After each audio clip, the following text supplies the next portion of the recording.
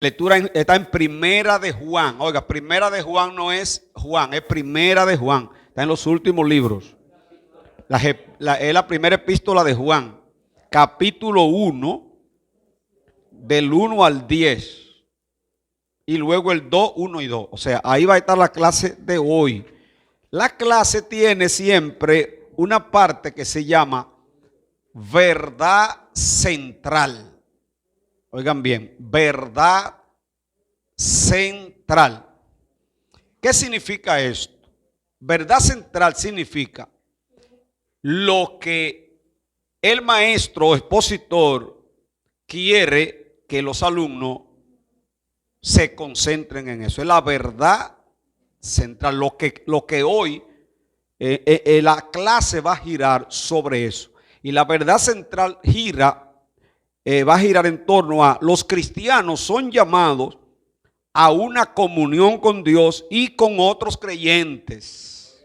Oigan bien, ese es el objetivo de esta clase hoy es enseñarnos que los cristianos somos llamados a una comunión con Dios y con otros creyentes. Ojo con eso, porque hay personas que tienen muy buena comunión con Dios, según ellos, pero entonces no tienen comunión con los otros creyentes, lo cual bíblicamente es imposible, porque usted no puede tener comunión con Dios y tener enemistad con los hermanos. Si usted estudia esta clase se dará cuenta por dónde va. Entonces, la comunión con Dios obligatoriamente tiene que ir amarrada con la comunión con los hermanos. Y el versículo clave, que es el que se coge como centro de la clase, está en Primera de Juan 1:7. Si andamos en luz, como Él está en luz, tenemos comunión los unos con los otros. Oiga.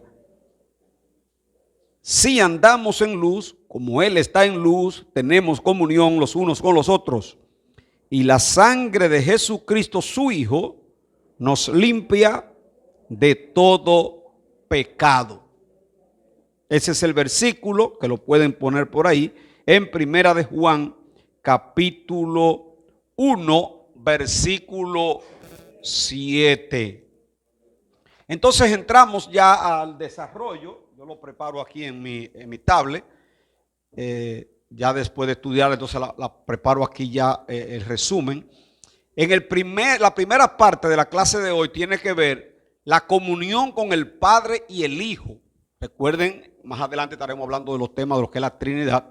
La comunión con el Padre y con el Hijo. Para eso tenemos a Primera de Juan 1:1, donde inicia la lectura, donde dice: lo que era desde el principio, lo que hemos oído, lo que hemos visto con nuestros ojos, lo que hemos contemplado y palparon nuestras manos tocante al verbo de vida.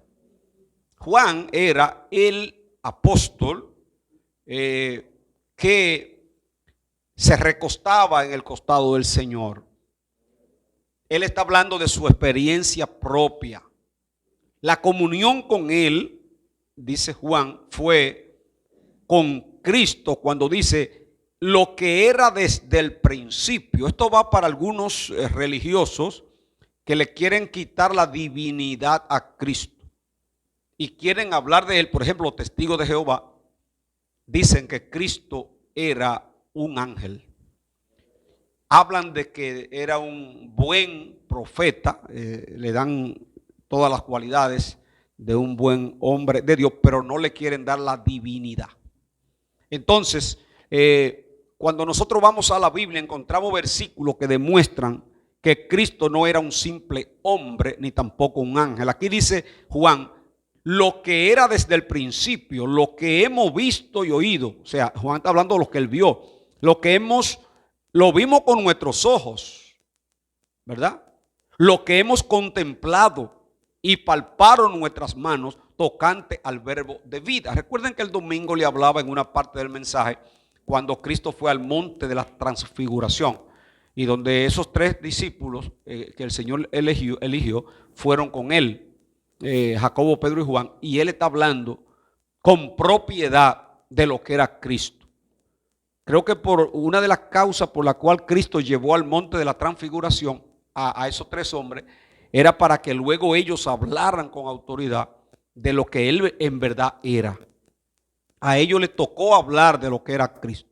Entonces dice Juan que Cristo desde el principio, el verbo en su evangelio, en el primer capítulo, primer versículo comienza diciendo, en el principio era el verbo y el verbo era con Dios. Y dijo, y el verbo era Dios. O sea, está tirando por el suelo esa religión falsa que le quita a Cristo la divinidad. En el versículo 2 dice, porque la vida fue manifestada y la hemos visto. Fíjense cómo él sigue diciendo, cada vez que habla de la vida, cada vez que habla del verbo, se refiere a Cristo, porque a ese fue que él vio, con el cual anduvo. Porque la vida fue manifestada y la hemos visto y testificamos y os anunciamos la vida eterna, la cual estaba con el Padre, observen, la cual estaba con el Padre y se nos manifestó. Ahí en esta parte, cuando habla el primer tema, comunión con el Padre y el Hijo, Juan está diciendo que él, el tiempo que anduvo con Cristo, mantuvo una comunión estrecha con el Padre. ¿Por qué? Porque el mismo Cristo dijo, cuando le decían los fariseos, pero muéstranos el Padre ya. Si tú no muestras el Padre ya, no hay problema.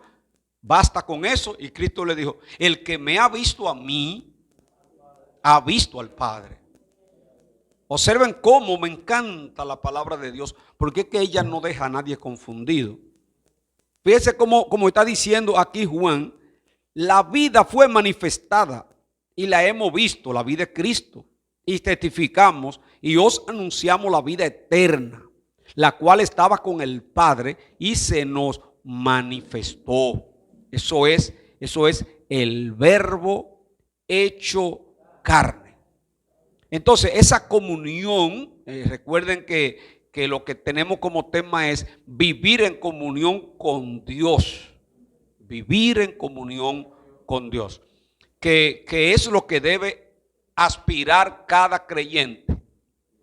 Que fue lo que perdió Adán. Y cuando el creyente pierde la comunión con Dios, ahí mismo comienza a dejar ver deterioro en su vida cristiana. No es lo mismo. Un creyente en comunión con Dios es una persona que se le van a notar frutos espirituales. Ese es el primer punto de hoy, comunión con el Padre y el Hijo. Miren, cada subtema de eso en su guía tiene versículos donde le manda a usted a leer.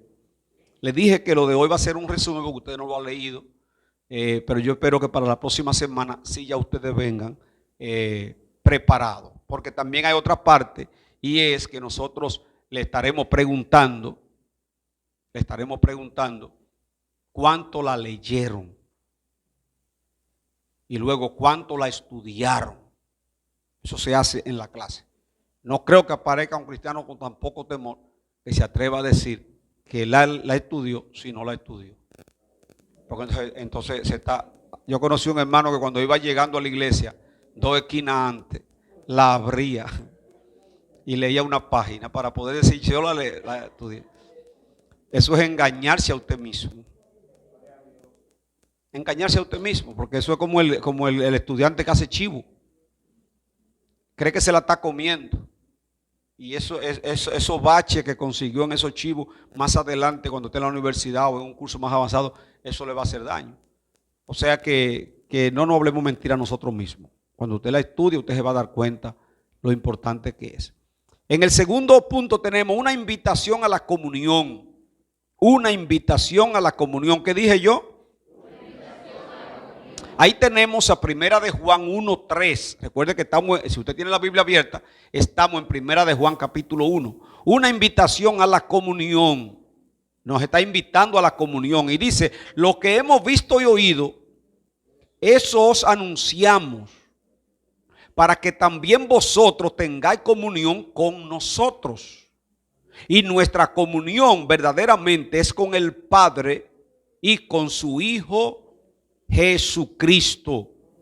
Aquí en la invitación a la comunión vuelve a repetir que no se refiere solo a la comunión con Dios, sino a la comunión con nosotros. La iglesia no puede perderse en eso.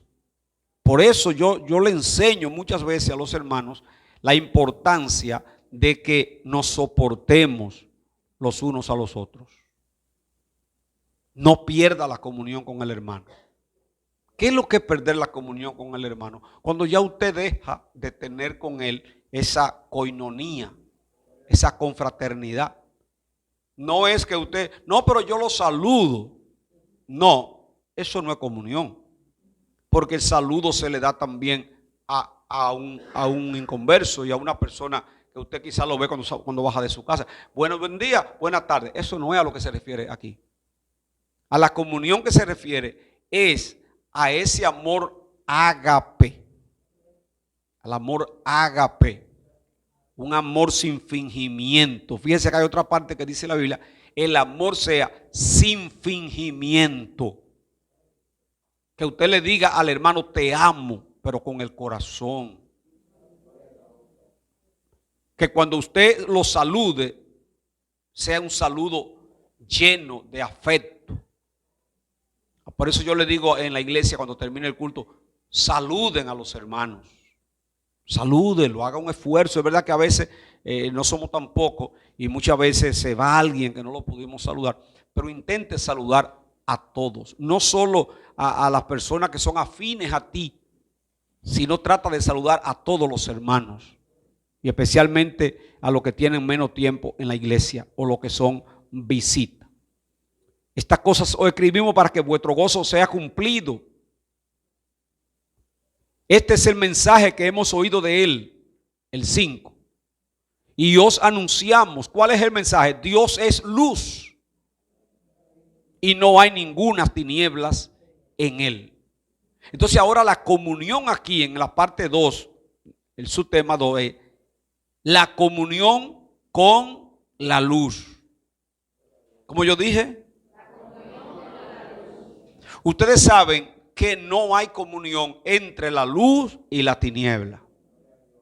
Por eso es muy difícil mantener la comunión entre un cristiano y un inconverso.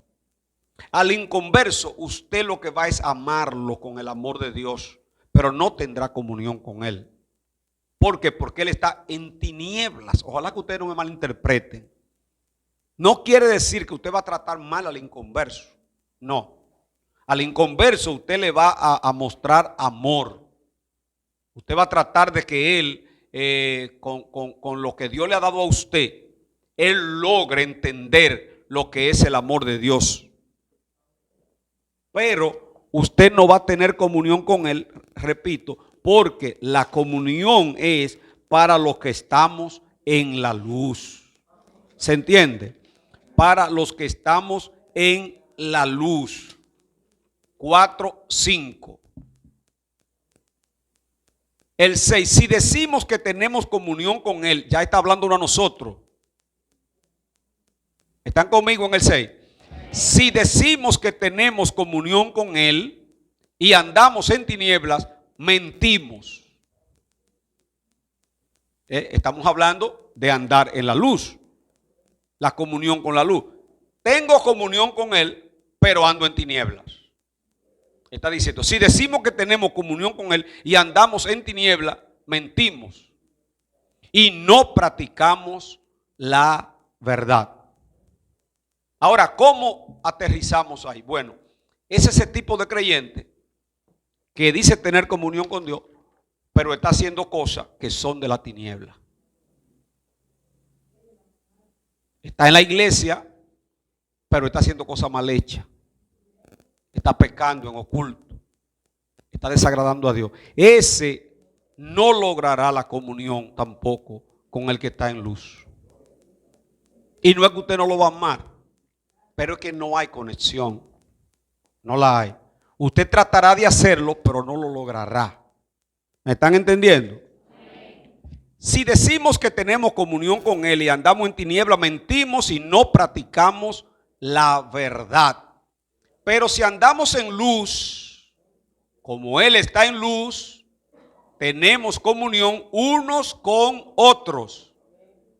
Y atiendan esta parte. Y la sangre de Jesucristo, su Hijo, nos limpia de todo pecado. Ahora sí quiero que alguien, el micrófono creo que está allá atrás, lo tengan listo. Ahí está aquí adelante. Porque yo quiero hacer formular una pregunta ahora. La sangre de Cristo funciona, trabaja cuando los hermanos no están en comunión. Alguien, el micrófono, el que quiera levanta la mano y me va a decir por qué no funciona la sangre de Cristo donde falta la comunión entre los hermanos. ¿Alguien levantó la mano? Allá. Recuerden que es una clase, usted puede participar, usted puede levantar la mano. Yo le preguntaré, pero también usted puede espontáneamente levantar la mano si quiere opinar algo, rápidamente. Le voy a leer otra vez para que no vaya a equivocarse. Pero si andamos en la luz, como Él está en luz, tenemos comunión unos con otros. Oiga, tenemos comunión unos con otros los que andamos en la luz. Y la sangre de Jesucristo su Hijo nos limpia de todo pecado. O sea, eso es cuando andamos en la comunión. Estamos en la luz. Entonces ahí la sangre de Cristo funciona perfectamente porque está manifestada su gracia en medio de un pueblo que mantiene esa comunión. ¿Quién fue que cogió el Amén, amén, sí, amén. Adelante. No se puede, pastor, andar en comunión con Cristo. Perdón, la sangre de Cristo la usamos, no se puede porque dice la Biblia en el mismo libro de Juan, capítulo 15, versículo 12, dice así: este mandamiento que améis unos a otros como yo he amado. Nadie tiene mayor amor que este que ponga su vida por sus amigos. O sea, no le funciona la sangre de Cristo al que ande en desobediencia. Pero aquí está hablando no de una persona, está hablando en términos de la colectividad de la iglesia. Lo voy a repetir otra vez. Pero si andamos en luz, está hablando de todos los que estamos en la luz. Como Él está en luz, tenemos comunión unos con otros. Lo que indica que teniendo comunión uno con otros, entonces está funcionando perfectamente. La sangre de Jesucristo nos limpia de todo pecado. Claro, ¿a quién se refiere ahí? No está hablando de los que están en la calle. Está hablando de la iglesia que puede fallar. O sea, nosotros como creyentes podemos fallar. Pero si fallamos, manteniendo la comunión entre nosotros en la luz, la sangre está activa. Y por eso usted ve gente que cae pero se levanta. Cometen falta pero se arrepienten. La iglesia les restaura, les ayuda. Esa comunión les permite que si uno de la colectividad entró en una situación donde pecó, entonces como la sangre está efectiva porque hay un pueblo en luz, le van a ayudar y esa persona se va a restaurar. Pero que no se olviden los versículos de antes, más atrás, donde dice que no es posible nosotros en la tiniebla decir que tenemos comunión. Y yo les repito, porque si dejo solamente la palabra tiniebla podemos confundirnos. Tiniebla es todo lo que se hace que es pecado. Usted está en la iglesia, pero usted peca. Usted está haciendo las obras de las tinieblas. ¿Cuáles son las obras de las tinieblas? Gente que anda adulterando, fornicando, bebiendo, fumando droga, hablando mentira, tramposo, no paga al que le debe, engañadores, malicioso, todo eso de las tinieblas. Entonces, si una de esas cosas están en nosotros, no digamos que andamos en la luz. Miren, le voy a poner un ejemplo antes de continuar lo que es andar en la luz. Si usted anda con una camisa con una pequeña mancha, pero usted está en un lugar donde hay mucha oscuridad, nadie se va a dar cuenta, o posiblemente muy poca gente se va a dar cuenta de la mancha de su ropa, porque usted está en un lugar oscuro. Pero si usted va a un lugar donde hay buena iluminación, cualquier cosita se le ve.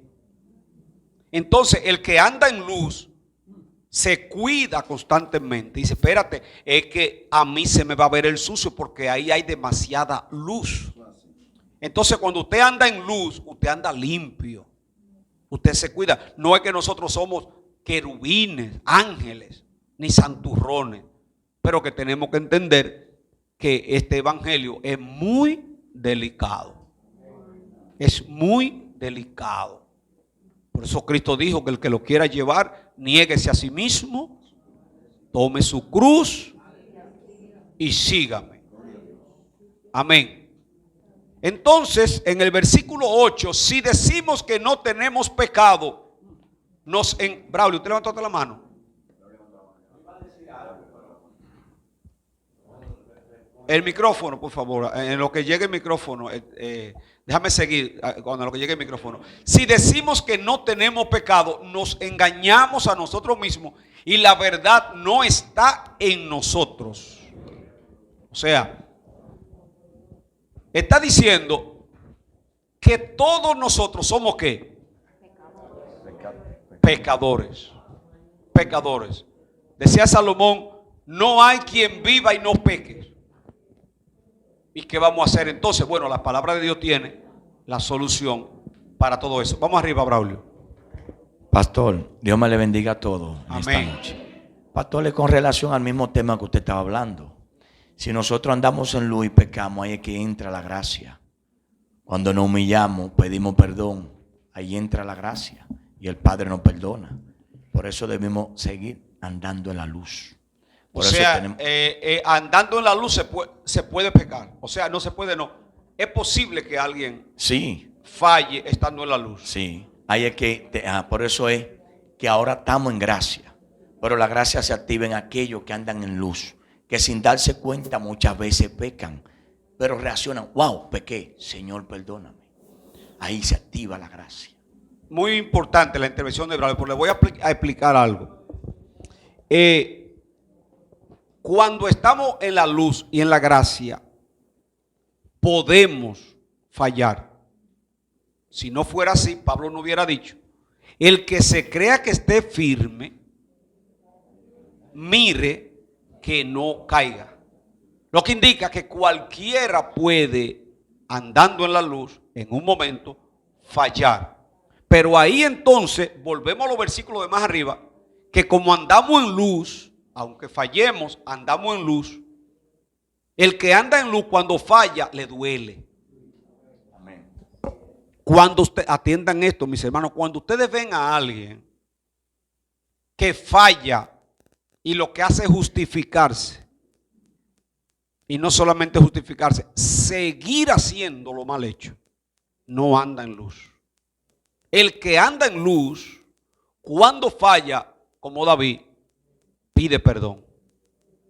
Wow, Dios mío, fallé, Dios mío, ¿qué fue lo que, Padre, ten misericordia de mí? Se mete en un ayuno, se va en un cilicio, pero ¿qué fue lo que pasó, Padre? Ayúdame. ¿Por qué? Porque está en luz. Él, cuando falla, siente la reprensión del Espíritu. Pero el que falla y no le importa, y usted le dice y le demuestra que está mal, pero él sigue haciendo lo que sabe que está malo, no hay otra definición. Está en las tinieblas. No tiene comunión con Dios. Eso es lo que está enseñando la palabra del Señor. Entonces nosotros en cada estudio debemos buscarle lo que es la parte práctica. No se puede, viviendo en las tinieblas, compartir con la luz. Es imposible. De hecho, si aquí apaga los interruptores de estos bombillos, inmediatamente llega la tiniebla. Oscuro se pone. Cuando usted la prende, se va a la tiniebla. Entonces no hay comunión entre la luz y la tiniebla. Amén. ¿Se entiende bien esa parte? Bueno, bueno. Eso es lo que aquí el expositor quiere enseñarnos. Parte 3, comunión mediante la limpieza. Comunión mediante la limpieza. Ahí estamos en Primera de Juan 1, 8. Primera de Juan 1, 8. Si decimos que no tenemos pecado, nos engañamos a nosotros mismos y la verdad no está en nosotros. Si confesamos, atiendan al 9, si confesamos nuestros pecados, Él es fiel y justo para perdonar nuestros pecados y limpiarnos de toda maldad. Aquí necesito otra vez personas que ayuden porque voy a formular la siguiente pregunta. ¿Qué entiende usted por confesar sus pecados? Hay una mano levantada allá atrás. Creo que yo la levantó primero. No sé si iba a decir algo.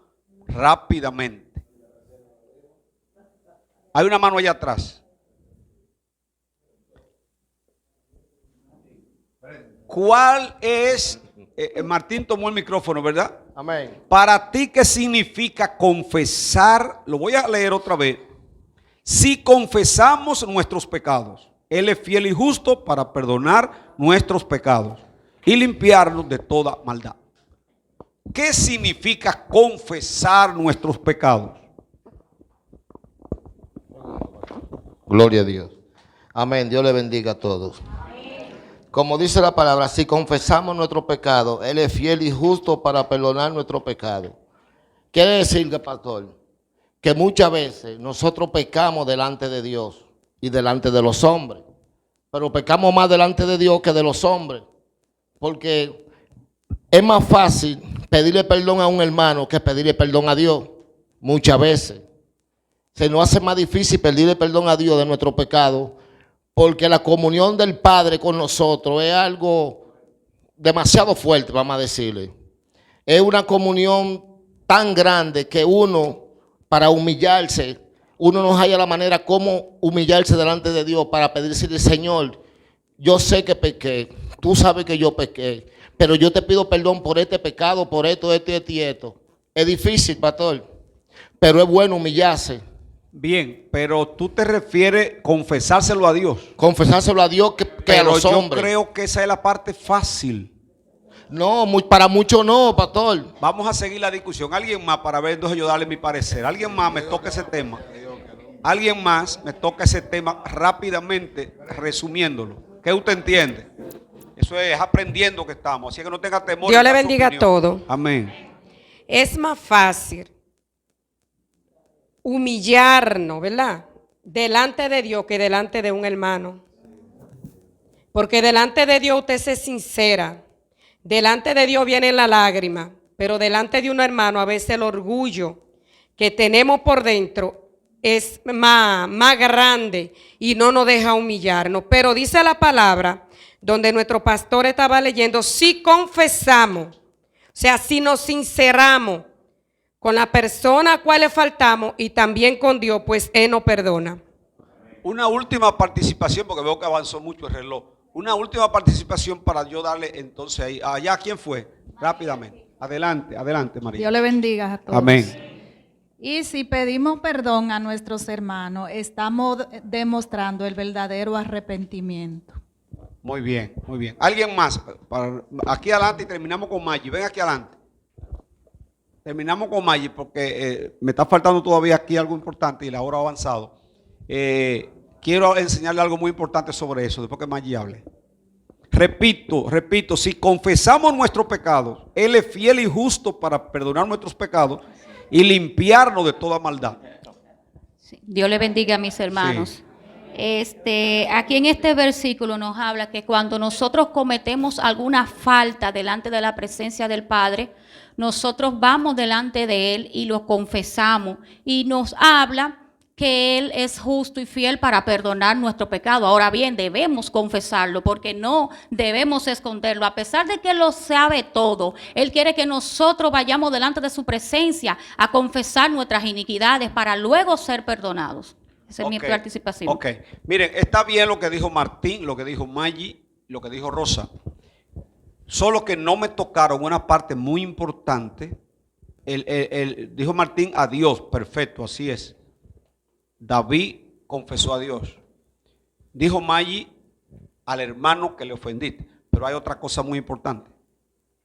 Confesar lo que hiciste, que no lo sabe nadie, y tú debes buscar a alguien para confesárselo. A un sacerdote, no. Dice Pablo, confesad vuestras ofensas unos a otros. O sea, si usted no quiere hablar con el pastor, quizá le tiene vergüenza, o sea, pero usted puede llamar a un hermano espiritual. Ven acá, mi hermano, vamos a mi casa. Mira, yo caí en pecado tal día. Yo necesito restaurarme. Eso es un arrepentimiento genuino. Claro, debes saber con quién lo va a hacer. Porque también hay personas que no tienen la altura espiritual para escuchar de alguien. Yo he tenido, no solamente como pastor, he escuchado muchas personas que se me han acercado hasta antes de ser pastor para confesarme de pecado que han cometido. Oiga lo que dice la palabra. El que encubre su pecado no prosperará. Pero el que lo confiesa y se aparta alcanzará misericordia. Entonces usted le falló a Dios, cayó en un pecado. Usted debe confesarlo. Usted debe llamar. Porque hay gente que sigue tomando oportunidad sabiendo que pecaron. Tomando la Santa Cena. Y siguen calladitos y van a un rincón. Señor, perdóname. Pero eso tiene que llevarte a confesarlo. Y hay otros que tienen más valor y lo hacen públicamente. Yo he visto gente que se para en el altar. Hermano, yo quiero pedir perdón porque yo caí en esto. Perdónenme y ayúdenme. Ya eso es el extremo. No todo el mundo tiene ese valor. Hay quien lo ha hecho. Pero el confesar libera. Cuando usted confiesa, usted, lo voy a volver a leer para que más o menos ustedes se mantengan en el tema. Si confesamos nuestros pecados, Él es fiel y justo para perdonar nuestros pecados y limpiarnos de toda maldad. O sea, es válido confesarse ante Dios. Es válido ir donde el hermano a pedirle perdón. Pero también es válido que usted confiese lo que usted hizo. Busque a alguien a quien usted le diga, le fallé a Dios, ven, ora por mí. Yo quiero arrepentirme, yo quiero pedirle al Señor que me libere porque yo le fallé. El pecado oculto destruye. Poco a poco, como un cáncer, te va matando. Porque el diablo es un acusador. Y cuando porque Satanás sabe todo el que falló, porque fue él que lo tentó. Entonces, como él sabe que usted falló, va a mantenerlo ahí, dándote duro. No lo confiese, no lo diga. Entonces tú comienzas. Pues decía David, oiga lo que dice David en el Salmo 126. Mientras callé, se envejecieron mis huesos. Hasta que dije, dice, mi verdor se convirtió en sequedal. Hasta que dije, confesaré mis transgresiones. Y ahí dijo entonces, tú has cambiado mi lamento por baile. O sea, la restauración tiene que venir con la confesión.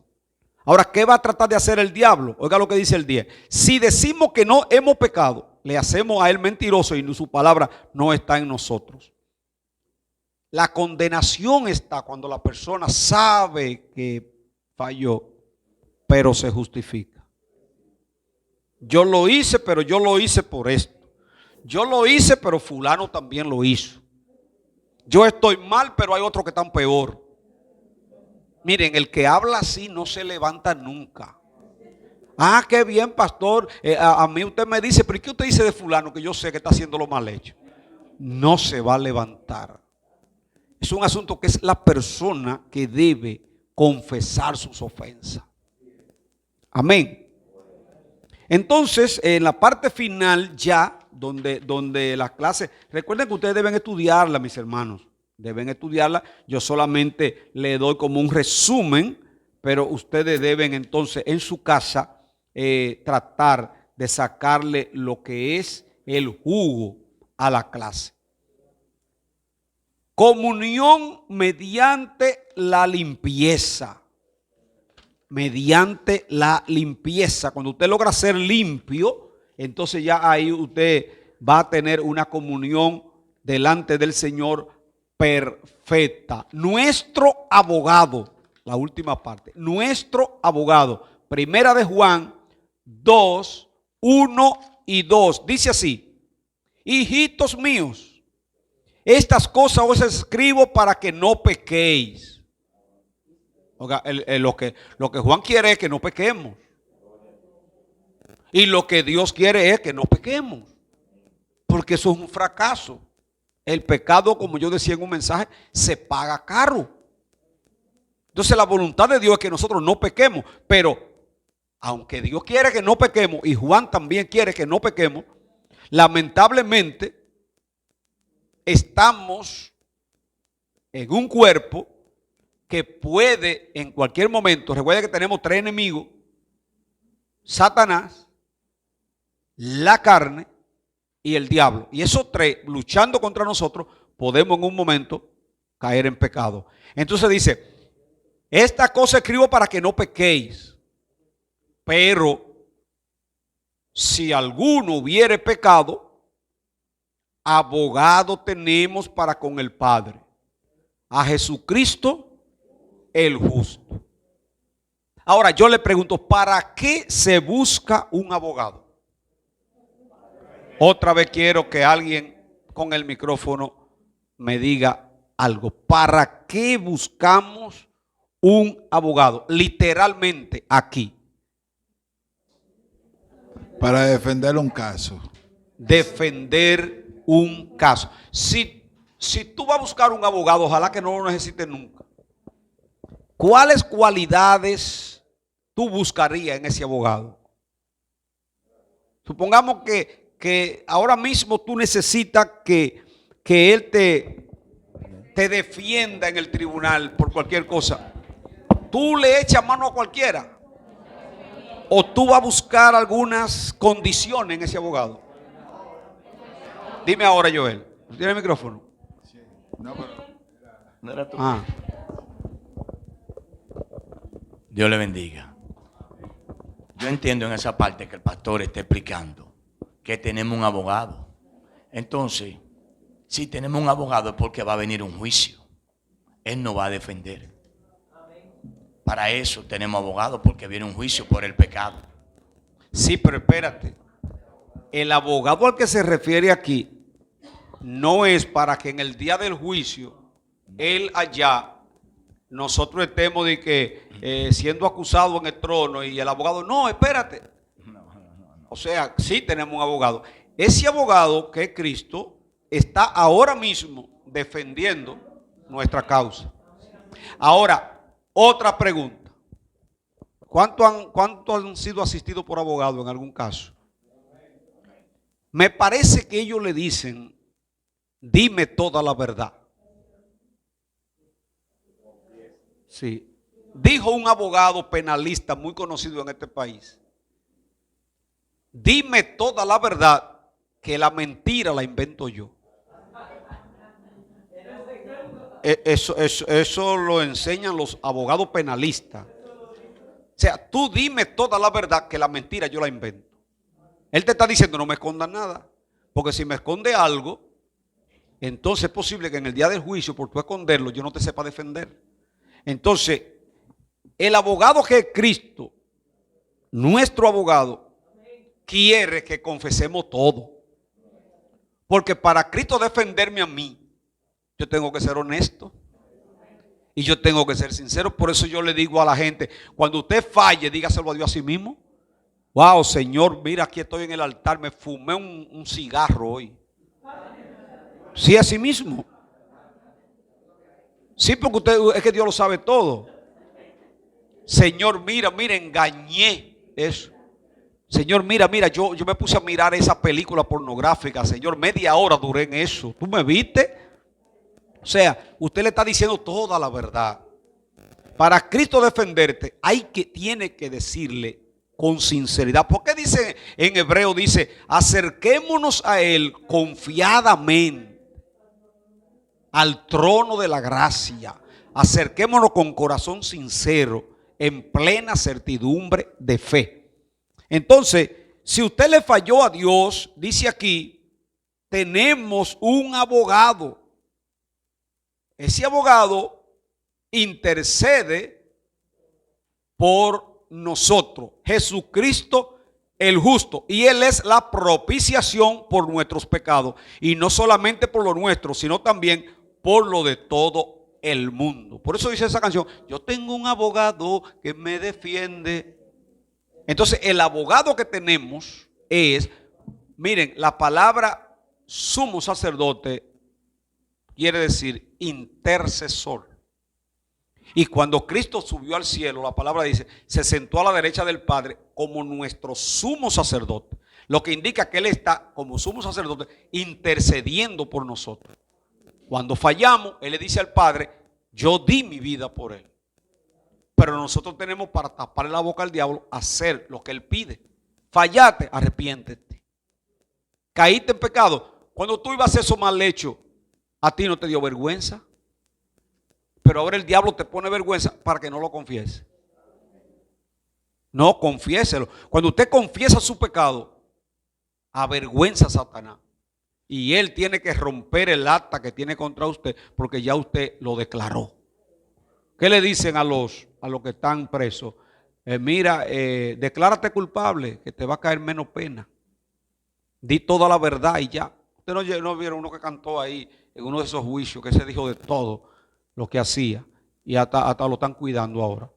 Entonces Cristo quiere que nosotros digamos todo lo que hemos hecho. El enemigo te engañó, caíste en pecado. Cristo es tu abogado, dile todo. Joel. Contar un pequeño testimonio rápidamente. Que eso me acuerda cuando yo estuve preso allá en el Palacio de Justicia, que el abogado me dijo a mí que dijera que ese que aparecía en el expediente, que no era yo. Oye, Eso te dijo el abogado. le digo yo al abogado que eso le toca a él hablar mentira, no a mí. Tú hiciste lo correcto. Entonces yo hice lo correcto y lo que hice fue cuando Viste que la mentira la inventan ellos, es lo que Sí. estaba diciendo. Entonces cuando yo vi que ese abogado me dijo eso, digo yo, este no sirve para eso. No. Déjame clamar a mi Dios. Amén. Y ahí amén. fue que el Señor se glorificó. Tú dijiste toda la verdad, toda la verdad. Allá Por eso Luis, sí. nos quedan Ángela y después Luis. Todavía nos están quedando unos 10 minutos que van a ser para preguntas.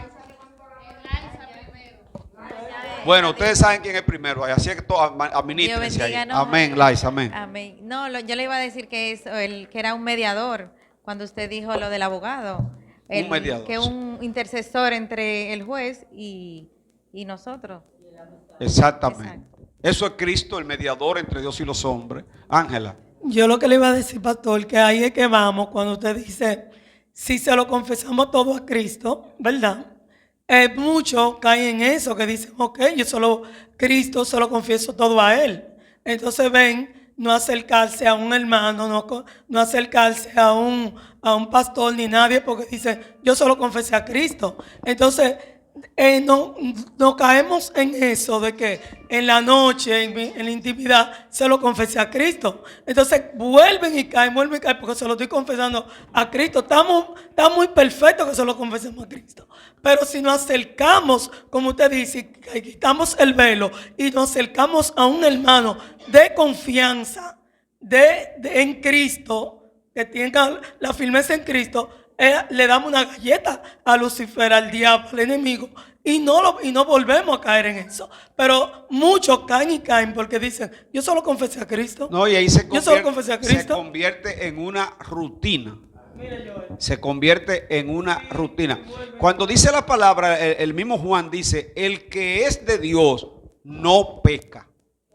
Pero eso es en la versión Reina Valera. Cuando uno va más profundo, encuentra en el griego que la palabra ahí, practicar, no significa el que peca, el que es de Dios no peca. Lo que dice en el griego es no permanece pecando. Esto es, falla, pero se siente tan mal que corre a buscar a Dios. Entonces el que peca constantemente y no le importa nada es porque no conoce a Dios. Ahora también a la carne hay que ponerla a pasar trabajo. Y para ella es muy difícil cuando tiene que decir yo hice esto. Para ella se niega. Ella quiere lo fácil. Me voy a un rinconcito, Señor, perdóname que lo hice malo. Ya, gracias. Pero a la carne no le da lucha eso. No, porque que no, él está hablando, no está mirando a nadie. Lucha le da cuando tiene que llamar al líder. Pastor, venga acá, mire, adulteré, pastor, yo caí en pecado. No es fácil. No es fácil. Pero pero la verdadera restauración, hermano, la verdadera restauración conlleva un sacrificio grande. La palabra dice, confesad vuestras ofensas uno con otro. Repito, no tiene que ser el pastor. Usted puede buscar a alguien con estatura espiritual y mire hermana, hermano, venga acá, ore por mí. Yo confieso que yo caí en pecado, yo hice esto. Usted lo está confesando. Es difícil que no se restaure si usted lo hace así. Amén. Alguien más, que nos quedan muy pocos minutos. De los que no han participado, por favor.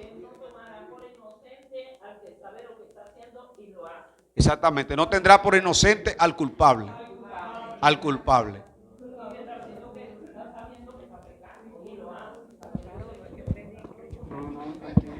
Rápido.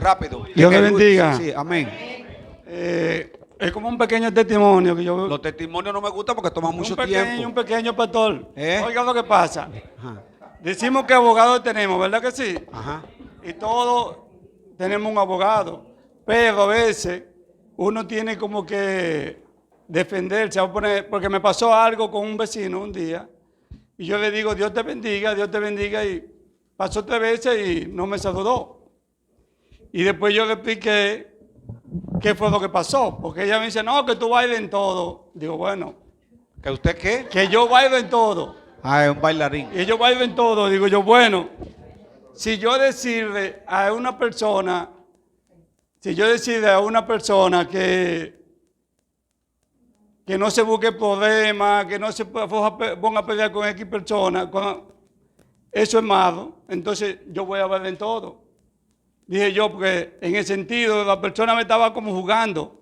Y yo lo que le dije a una persona, no te pongas con ese señor, que ese señor tiene familia, con el esposo de la mujer. ¿Usted le aconsejó fue? Sí, entonces yo me defendí ahí porque yo la saludé un par de veces y no me saludaba. Digo yo, también uno tiene que buscar, si tenemos un abogado, pero no podemos dejar sobre todo a él. Pero ahí eso no tiene nada que ver con alguien que cayó en pecado. No. O sea, el tema que estamos tratando, escúcheme, lo que usted está diciendo yo entiendo y le voy a dar una orientación en eso. El tema que estamos tratando es cuando un hermano cae en pecado, pecó, de los pecados que conocemos. Ahí en el caso suyo lo que se está viendo es alguien que no le gustó la forma como usted le corrigió. Ahí hay que tener mucho cuidado porque también a veces no es lo que uno dice, sino cómo lo dice. Si usted va a corregir a alguien y lo hace de una forma con mucha sabiduría, a veces el otro no se siente mal. O sea, habría que ver ahí, ya eso es otro tema, pero hay personas que hasta aconsejando se buscan enemigos. No, ¿Me están entendiendo? Son gente que no es el caso suyo, Luis. Son gente que miran de lejos, nada más dice, bueno, él está hablando. Pues me cuido de ellos, no hablo nada. Porque eso es otra cosa. Dice la palabra del Señor, ninguno padezca por meterse en lo ajeno. Pero si es como cristiano, glorifica a Dios. Entonces a veces, miren, hay gente que hasta aconsejarlo es un lío. Hay gente que ore por ellos, mejor déjalo tranquilo. Esa gente roca izquierda, en todo ven a Satanás. Entonces hay que tener cuidado. Pero en el caso que nos ocupa aquí en la clase, se refiere a confesar nuestras ofensas, los fallos que hemos tenido delante de Dios, confesárselo a alguien para restaurarnos. El tema de la clase, vivir en comunión con Dios. La gente cree, mis hermanos, y eso lo vamos a estar desmontando poco a poco, que la comunión con Dios es, no, que yo oro 3 horas. Hay gente que amanecen orando y no están en comunión con nadie.